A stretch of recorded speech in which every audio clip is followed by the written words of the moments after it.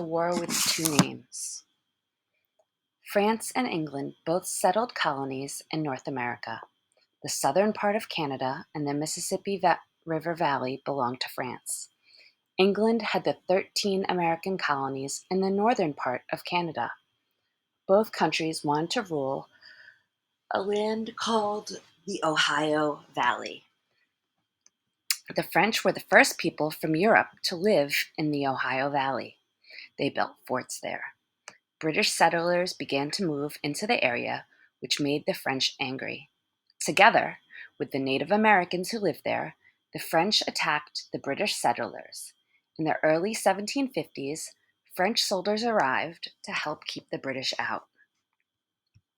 In 1754, the French and Indian War began. England sent soldiers to make the French leave the Ohio Valley. These troops were not from the regular British Army.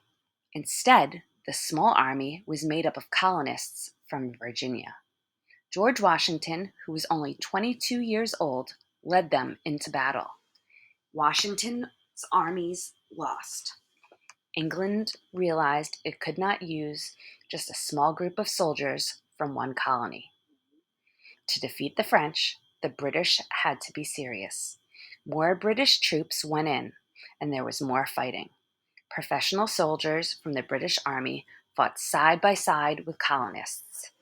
In May 1756, the British officially declared war on France. During the war, many Native Americans joined the French to fight the British. This is why the war is called the French and Indian War. The Native Americans thought that if the French won, the British would stop moving into the Native Americans' land.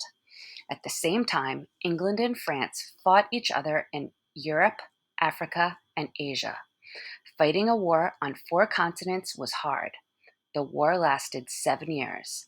Because of the length of the war, Europeans called it the War of 7 Years.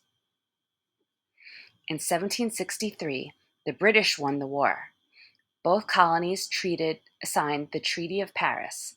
This paper said that France lost most of its land in North America.